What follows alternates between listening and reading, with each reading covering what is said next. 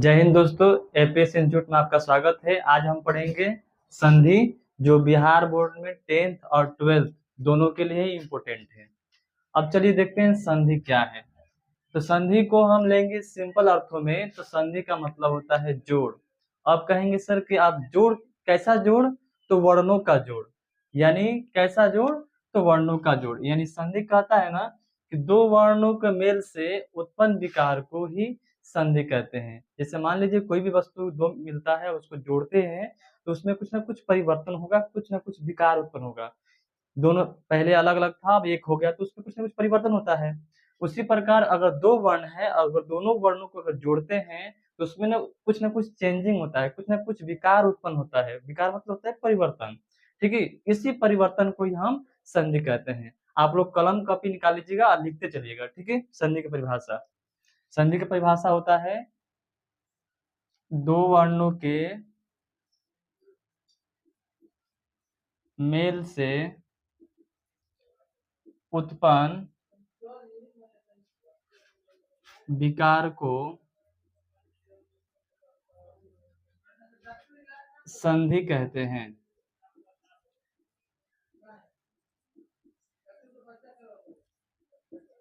जैसे देखेंगे, जैसे विद्या प्लस आलय।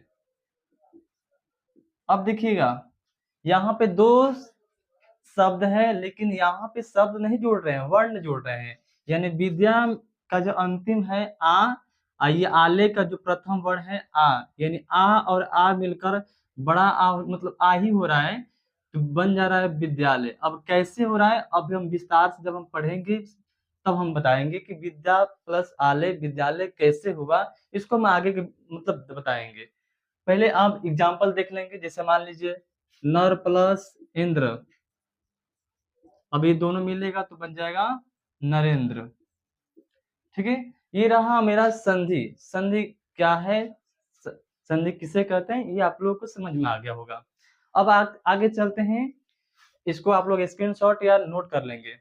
अब आगे चलते हैं संधि के प्रकार, या पहले संधि का हम नियम देख लेते हैं।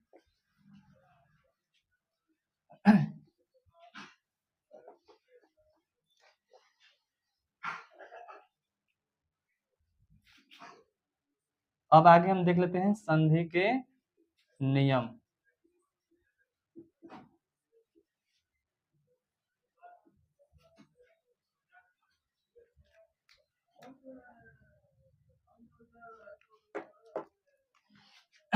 देखिए, संधि का नियम कहता है ना कि प्रथम शब्द का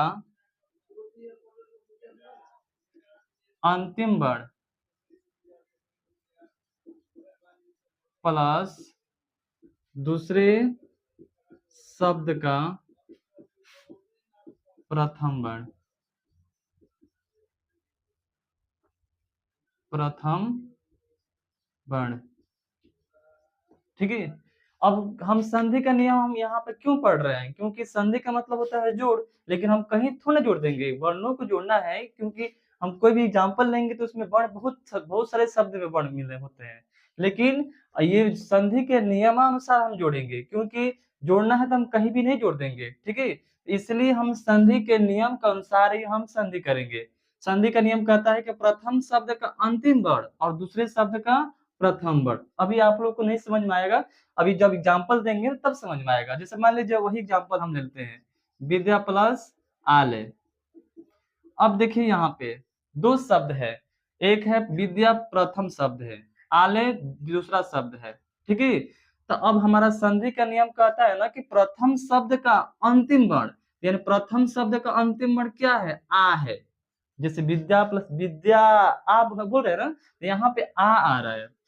अब देखिए दूसरे शब्द का प्रथम वर्ण, तो दूसरे शब्द का दूसरा शब्द क्या है? आलय है। तो आलय का प्रथम शब्द क्या है? तो आ है। यानी यहाँ पे देखिए आ, यहाँ पे भी आ निकलेगा। ठीक है, यानी दोनों आ मिलेगा तभी विद्यालय होगा। ठीक है, तो ये इसी के अनुसार हम क्या करेंगे, हम संधि करेंगे। जैसे मान लीजिए दूसरा शब्द ले लेते हैं, राजा प्लस इंद्र। तो संधि के नियम देखिए, प्रथम शब्द का अंतिम वर्ण, तो प्रथम शब्द का अंतिम वर्ण क्या है? प्रथम शब्द है राजा, दूसरा शब्द है इंद्र। ठीक है, तो प्रथम शब्द का अंतिम वर्ण निकालेंगे राजा। अगर नहीं समझ में आता है तो वर्ण विच्छेद कर लेंगे। ठीक है, प्रथम शब्द का अंतिम निकालेंगे तो जैसे राजा, आ, राजा बोलेंगे ना तो उसमें से आ निकलेगा, तो यहाँ पे देखेंगे आ यहाँ पे है। अब दूसरे शब्द का प्रथम वर्ण, दूसरा शब्द का प्रथम वर्ण कौन है, तो ई है। यानी ये और आ और ई, इसी में हम संधि करेंगे। अब कैसे करेंगे तब हम आगे की मतलब देखते चलेंगे, आगे देखेंगे कैसे कर रहे हैं। ठीक है, इसको आप लोगों को नोट करते चलिएगा। अब मिटाते हैं, अब देखते हैं हम संधि के प्रकार।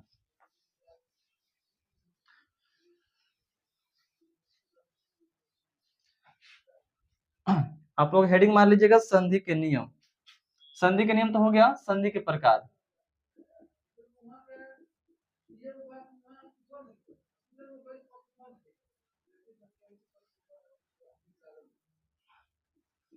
अब देखिए संधि के कितने प्रकार होते हैं, तो संधि के मुख्यतः तीन प्रकार होते हैं। पहला स्वर संधि, दूसरा व्यंजन संधि, व्यंजन संधि, और तीसरा विसर्ग संधि, विसर्ग संधि। अब आइए हम तीनों को देखते हैं, स्वर संधि क्या है, व्यंजन संधि क्या है और विसर्ग संधि क्या है। अब देखिए यहाँ पे हमें परिभाषा रटना नहीं है, हमें समझना है क्या है स्वर संधि, क्या है व्यंजन संधि और क्या है विसर्ग संधि। क्योंकि आपके एग्जाम में ये तीनों से प्रश्न पूछता है और ज्यादातर प्रश्न इससे पूछता है कि पहचानने में कि निम्नलिखित में कौन से स्वर संधि है, निम्नलिखित में कौन व्यंजन संधि है, निम्नलिखित में कौन विसर्ग संधि है। तो इस समस्या को निपटारा करने के लिए हम सिंपल एकदम आपकी भाषा में हम समझा रहे हैं, ताकि आपको समझ में आ जाएगा कि स्वर संधि क्या है, व्यंजन संधि क्या है और विसर्ग संधि क्या है। तो अब देखिए संधि का मतलब मैंने शुरू में बताया, संधि का मतलब जोड़। अब देखिए संधि का मतलब क्या होता है, जोड़। तो स्वर, स्वर संधि यानी इधर भी स्वर रहेगा, इधर भी स्वर रहेगा। ठीक है, यानी प्लस के पहले भी और प्लस के बाद भी रहेगा अगर स्वर वर्ण, स्वर बोले तो स्वर वर्ण। ठीक है, तो अगर स्वर वर्ण इधर रहेगा इधर भी स्वर वर्ण रहेगा तो उसे क्या कहेंगे, स्वर संधि। ठीक है, तो अब हम इसी से हम परिभाषा निकाल सकते हैं कि दो स्वर वर्णों के मेल से उत्पन्न विकार को स्वर संधि कहते हैं। ठीक है, जैसा अभी हम एग्जांपल लिए, जिस राजा प्लस इस, तो यहां पे देखिएगा राजा में क्या है, प्रथम शब्द का अंतिम वर्ण आ है, आ है ना। और दूसरा शब्द का प्रथम वर्ण क्या है, ई है, तो दोनों क्या है, ये भी पहले प्रथम शब्द का अंतिम भी स्वर है और दूसरे शब्द का प्रथम भी स्वर है, यानी स्वर स्वर मिल गया तो क्या बन जाएगा, स्वर संधि बनेगा। ठीक है, अब कैसे राजेश हुआ ये बताएंगे आगे। आगे आइए देखते हैं व्यंजन संधि। संधि का मतलब होता है जोड़। ठीक, अब व्यंजन से संधि कहता है ना कि इधर स्वर रहे तो इधर व्यंजन हो, चाहे इधर व्यंजन हो तो इधर स्वर हो, या फिर अगर इधर व्यंजन है तो इधर भी व्यंजन हो। कहीं ना कहीं हमें प्लस के पहले चाहे बाद में कहीं ना कहीं अगर व्यंजन वर्ण आ गया तो उसे उसे उसे कहेंगे व्यंजन संधि। ठीक है, अब आगे चलते हैं विसर्ग संधि। संधि का मतलब होता है प्लस, संधि का मतलब प्लस जोड़। अब कहता है ना विसर्ग संधि कि हमें इधर स्वर है इधर व्यंजन है, उससे मतलब मुझे मतलब नहीं है, इधर स्वर है इधर स्वर है उससे मतलब नहीं है, मुझे इस विसर्ग से मतलब है।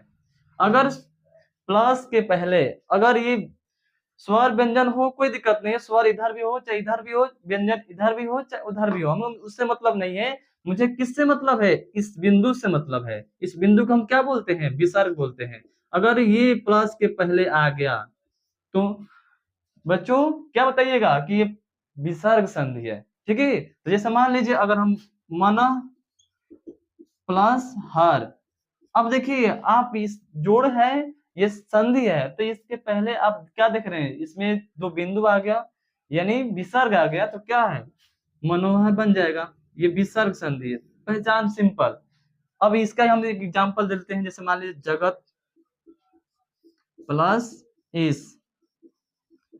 अब देखिए प्लस के पहले चाहे बाद में कहीं ना कहीं व्यंजन वर्ण होना चाहिए, उसका यही पहचान है व्यंजन संधि का। तो इसमें देखिएगा जगत में क्या था, प्रथम शब्द का अंतिम त व्यंजन वर्ण है, और दूसरे शब्द का प्रथम में ई है, यानी इधर व्यंजन है इधर स्वर है। तो ये तीनों कंडीशन में से कोई कंडीशन अगर मैच कर गया तो समझिए क्या है, व्यंजन संधि है। तो ये व्यंजन संधि है, ये बनता है जगदीश। अब कैसे जगदीश बना, इसको हम आगे बताएंगे, ठीक है। इसको आप लोग नोट करना होगा, नोट कर लीजिएगा। अब आइए चलते हैं, पहला स्वर संधि की बात करते हैं।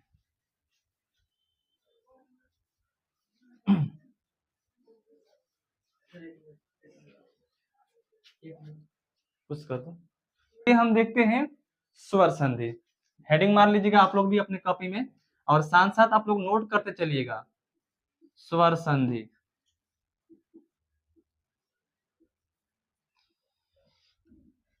स्वर संधि का परिभाषा मैंने बताया पहले भी, ये की संधि है, इधर भी स्वर होगा और इधर भी स्वर होगा, ठीक है। अब इसी से हम परिभाषा क्रिएट कर सकते हैं कि दो स्वर वर्णों के मेल से उत्पन्न विकार, विकार मतलब परिवर्तन, को ही हम स्वर संधि कहते हैं। तो लिख लेंगे परिभाषा, दो वर्णों, दो स्वर वर्णों के मेल से उत्पन्न विकार, विकार मतलब परिवर्तन, विकार लिख लीजिए, परिवर्तन, विकार को स्वर संधि कहते हैं। अगर जैसे में डालना हो तो जैसे में डाल दीजिएगा, आप लोग नोट्स प्रॉपर नोट्स बनाते चलेंगे। जैसे मान लीजिए इति प्लस आदि हो जाता है इत्यादि, सूर्य प्लस उदय सूर्योदय। अब ये कैसे हो रहा है हम आगे बताएंगे। विद्या प्लस आलय विद्यालय, ये क्या रहा, स्वर संधि रहा। आप देखिएगा तीनों एग्जाम्पल में कोई भी एग्जाम्पल देखिएगा, ये इसके प्रथम शब्द का अंतिम में क्या दिख रहा है, स्वर है ना, इति जब बोलेंगे तो ई आएगा, ई भी स्वर है, स्वर वर्ण है। और दूसरे शब्द का प्रथम लेंगे तो इसमें आ है, तो दोनों स्वर है, तो स्वर स्वर मिलेगा तो स्वर संधि। चाहे इसमें सूर्य जब बोलेंगे तो सूर्य आ रहा है, और इसमें उ है तो दोनों स्वर आ गया, तो सूर्योदय बन गया। कैसे बना बताएंगे आगे। विद्या में भी आ है, तो आ है, आ स्वर वर्ण है, और इसके आले में भी क्या है, स्वर है, प्रथम, ठीक है। तो ये सब स्वर वर्ण के एग्जाम्पल है, ठीक है, इसको आप लोग नोट कर लीजिएगा। अब आगे चलते हैं हम स्वर संधि के प्रकार के बारे में।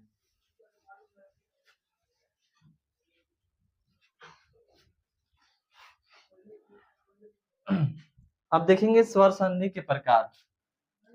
देखिए स्वर संधि ना के कुल 5 प्रकार होते हैं। पहला दीर्घ स्वर संधि, दीर्घ स्वर संधि। दूसरा गुण स्वर संधि, गुण स्वर संधि। तीसरा वृद्धि स्वर संधि, वृद्धि स्वर संधि। चौथा की बात करते हैं तो यड़ स्वर संधि, यड़ स्वर संधि। और पांचवा अंतिम है अयादि स्वर संधि।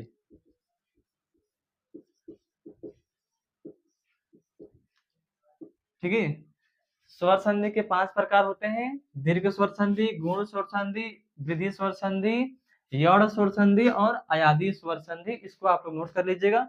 अब आगे चलते हैं, हम पढ़ते हैं दीर्घ स्वर संधि के बारे में।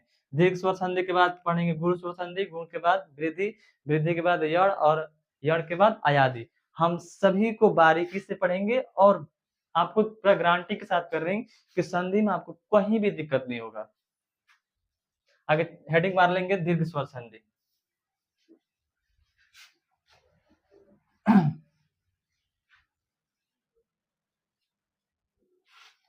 दीर्घ स्वर संधि।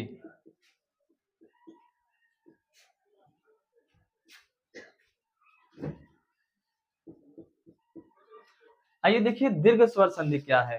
तो इसके नाम में ही छुपा हुआ है परिभाषा। दीर्घ, दीर्घ मतलब बड़ा, यानी हर कंडीशन में जब ये जुटेगा ना, छोटा बड़ा से चाहे बड़ा छोटा से चाहे बड़ा बड़ा से, तो हर कंडीशन में क्या लेगा, दीर्घ स्वर लेगा, यानी दीर्घ बढ़ ही लेगा। ठीक है। तो ये इसका परिभाषा कहता है ना कि दो समान स्वर मिलकर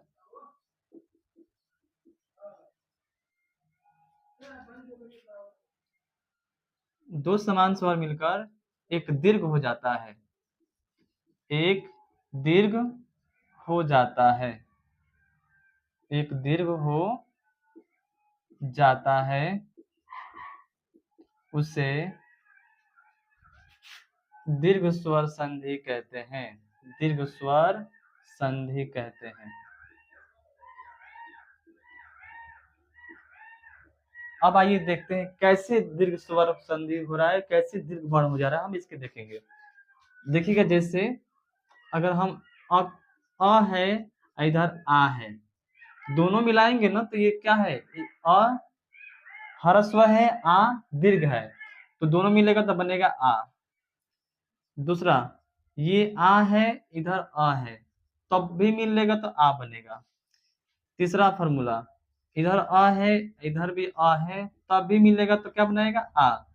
चौथा फॉर्मूला इसका, आ है, इधर आ है, तो दोनों मिलेगा तो बनेगा आ। ये आपका ये आपका 4 का फॉर्मूला ये बन गया यहाँ पे। ठीक है। अब देखिए दूसरा, यहाँ पर ई है, बड़ी ई है, तब भी बड़ी ई बनेगा। ये बड़ी ई, छोटी ई लेते हैं तब भी बड़ी ई बनेगा। छोटी ई लेंगे, छोटी ई लेंगे, तब भी बड़ी ई बनेगा। बड़ी ई लेंगे, बड़ी ई लेंगे, तब भी बड़ी ई बनेगा। ये भी 4 फॉर्मूला, ये आपका फॉर्मूला आपके काम करेगा। अभी इसको हम घेर लेंगे, इसको नोट कर लेंगे क्योंकि ये फॉर्मूला है।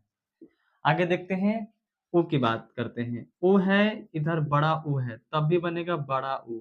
इधर बड़ा ऊ को लेते हैं और इधर छोटा ऊ को लेते हैं, तब भी क्या बनेगा, बड़ा ऊ ही बनेगा। इधर भी छोटा ऊ तो बड़ा ऊ, बड़ा ऊ, बड़ा ऊ, तो बड़ा ऊ बनता है। ठीक है। इसका फॉर्मूला हम नोट कर लेंगे, इसको घेर लेंगे क्योंकि ये बहुत इंपोर्टेंट है। अभी आप इस फार्मूला का हम यूज बताएंगे। अगला देख लेंगे, री है, छोटा री, ये बड़ा री है, तब भी बनेगा बड़ा री। ठीक है। इधर इधर बड़ा री ले लेंगे, इधर छोटा री लेते हैं, तब भी हम बनाएंगे तो बड़ा री बनेगा। ठीक है। अब कैसे बनेगा हम आपको आगे दिखाते हैं। देखिए जैसे मान लीजिए हम कहते हैं विद्या प्लस आलय। अब आप लोग रट गए हैं कि विद्या प्लस आलय विद्यालय होता है, लेकिन हमें यहाँ पे रटना नहीं है, हमें समझना है कि कैसे विद्या प्लस आलय विद्यालय होता है। अब देखिए संधि का नियम याद कीजिए, मैंने संधि का नियम बताया था कि संधि का नियम कहता है कि प्रथम शब्द का अंतिम वर्ण और दूसरे शब्द का प्रथम वर्ण। तो याद कीजिए, ये विद्या क्या है, प्रथम शब्द है, और आलय क्या है, दूसरा शब्द है। तो संधि का नियम क्या कहता है कि प्रथम शब्द का अंतिम, अंतिम निकालिए। विद्या में क्या आएगा, विद्या आ रहा है तो हम उस आ को निकालेंगे। जब निकाल लेंगे ना तो ये हलंत हो जाएगा, यहाँ पे आ हो जाएगा। उसके बाद प्लस तो प्लस, अब इसमें कोई छेड़छाड़ नहीं करेंगे, सेम टू सेम वही लिख देंगे।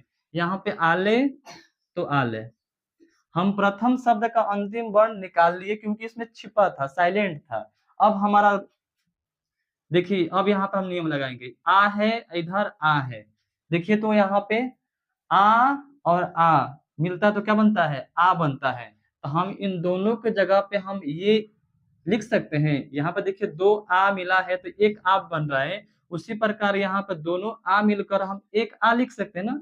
तो लिख देंगे यहाँ पे, इसको ऐसे ही रहने देंगे, इन दोनों की जगह पर हम आ लिख दे रहे हैं। और उसके बाद बच गया लय, तो लय।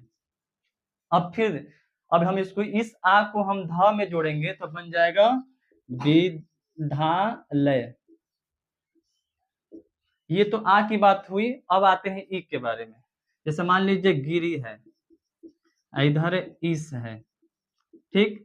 अब देखिए उसी नियम अनुसार चलेंगे जो नियम हमारा संधि का नियम कहता है। संधि का नियम बोला कि प्रथम शब्द का अंतिम वर्ण और दूसरा शब्द का प्रथम वर्ण। तो प्रथम शब्द है गिरी और दूसरा शब्द है इस।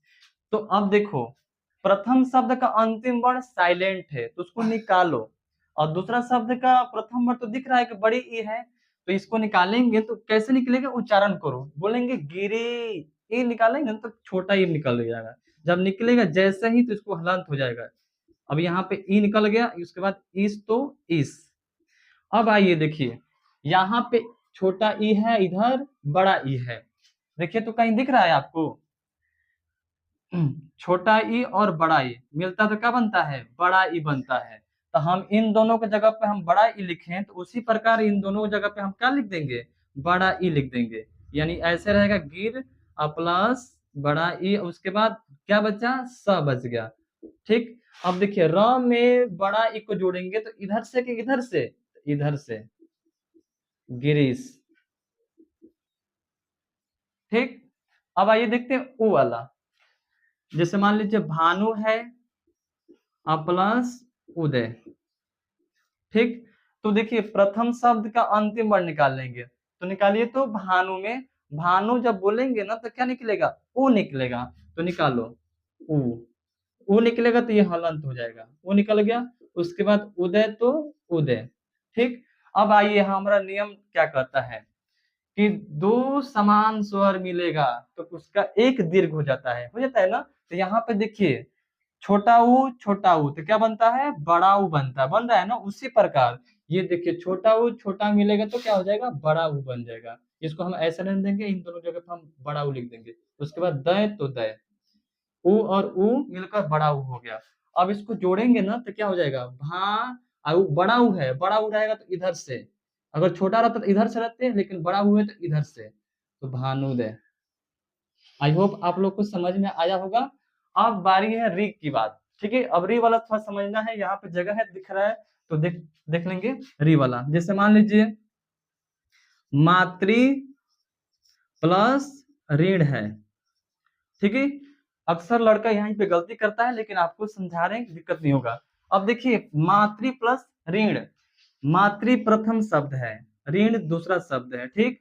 तो मातृ में प्रथम शब्द का अंतिम वर्ण निकालेंगे तो क्या निकलेगा, मातृ, ऋण निकलेगा ना, ऋण निकालो तो ये त हलंत हो जाएगा, ऋण निकल गया।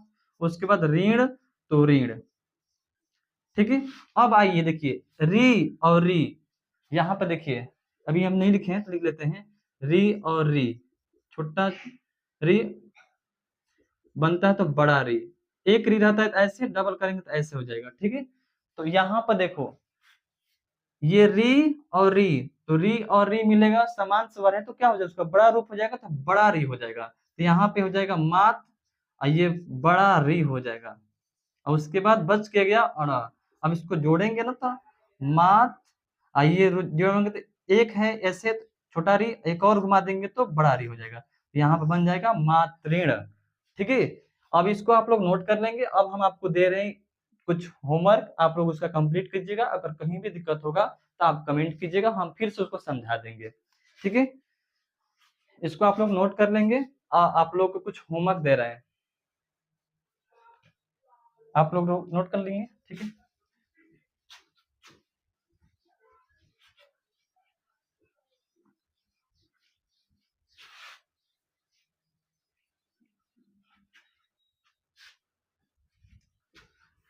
आप लोग होमवर्क जरूर बनाइएगा। जैसे देखेंगे, शौच प्लस आले, देव प्लस आले, हिम प्लस आले, मही प्लस इस,